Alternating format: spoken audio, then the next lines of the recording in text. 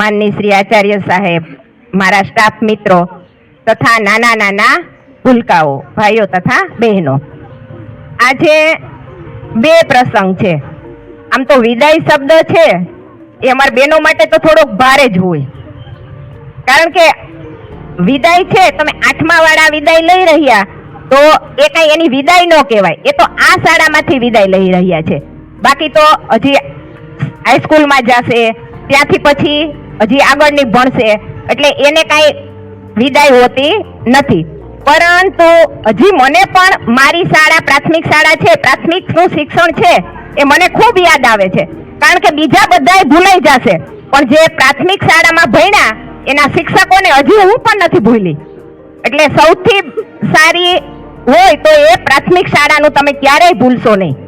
અને હવે તમે 8મા ધોરણ વાળા વિદ્યાર્થી છે, બેને કીધું એમ કે ભણજો, 8 સુધીનું શિક્ષણ છે એ પૂરતું શિક્ષણ નથી. અને જો કોઈ એને વાલી ન પાડતા હોય કે ભાઈ અમારે નથી ભણાવવા, તો અમને અને સાહેબને કહેજો, તો અમે એના વાલીને સમજાવશું. હોતે અમે ત્યાં કુકસવાડા છે તો ઘણા વિદ્યાર્થી એવા હતા કે ના પાડતા, તો અમે એને ઘરે બે બહેનો જાતા, સાહેબે ઘરે જાતા, અને અમે એને ઘણા, અને એ છોકરીઓ અત્યારે PSI માં છે, અત્યારે PSI સુધીનો અત્યારે અભ્યાસ કરે છે.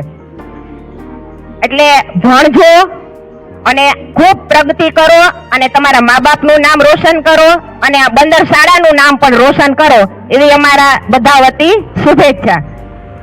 હવે સાહેબની વાત કરું તો તમને ખબર જ છે કે ઘરના અને ઘરના વિશે બોલવું હોય તો ખૂબ અઘરું પડે. બીજા વિશે બોલવું સહેલું છે, પણ કાલથી મને એમ થાય કે શું બોલીશ. હવે સાહેબ ને મારી 26 વર્ષની નોકરી સાથે જ છે.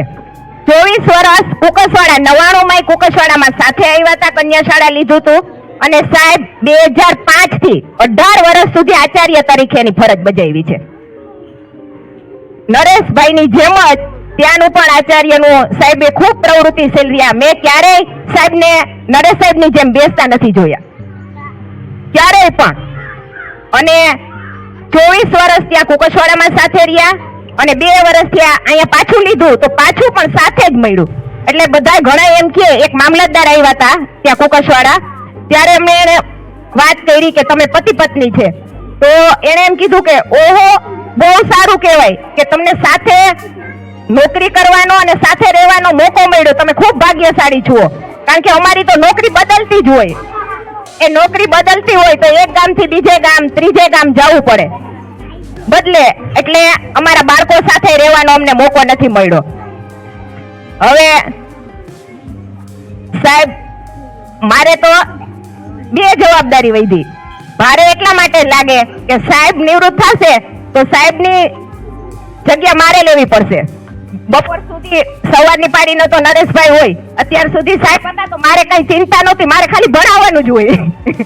અને મને 15 દિવસની સાહેબ રજા ઉપર ગયા તો મને ખબર પડી કે આ જવાબદારી તો મોટી વસ્તુ છે. જ્યાં સુધી આપણી પાસે કોઈ વ્યક્તિ હોય ત્યારે આપણને ખ્યાલ નથી આવતો કે આપણી આ જવાબદારી કેટલી છે, પણ જ્યારે જવાબદારી આવે ત્યારે મને એમ થયું કે આ તો અઘરું છે હારું. ઓલું તો ખાલી મારે ભણાવવાનું જ હતું, સાહેબ હતા ત્યારે વહીવટી કામ સાહેબ જ કરે, અને મારે મારા બાળકોનું જ ધ્યાન રાખવાનું. જોકે નરેશભાઈ 2 વાગ્યા સુધી હોય એટલે 2 વાગ્યા સુધી તો મને કઈ ચિંતા નહીં થાય, પણ 2 વાગ્યા પછી ભણતરની સાથે આ સ્કૂલની જવાબદારી આવે. હવે જાજુ નથી બોલતી, અને હવે સાહેબનું જીવન છે, હજી પ્રવૃત્તિમય રહીએ, અને હજી હું પણ ક્યારેય કોઈ નહીં હોય શિક્ષક કાંઈ અહીંયા ઓલું થાય જરૂર તો હું સાહેબ તો મને મૂકવા તો આવવાના જ છે, તો ત્યારે આપણે સાહેબને રોકી દેવાના જ છે. એટલે તમે એમ ના માનતા, ચોથાવાળા એમ કહેતા હતા કે સાહેબ વયા જાહે, તો સાહેબ જાહે નહીં, જઈ જરૂર પડશે તો આપણે અહીં રોકી દેવું અને એને કહેશું કે અહીંયા રોકાય અને ભણાવે, બરાબર. અને સાહેબનું જીવન છેલ્લું છે, એનું આરોગ્ય સારું રહે અને આવી સેવાકીય પ્રવૃત્તિ કરતા રહીએ. અસ્તુ.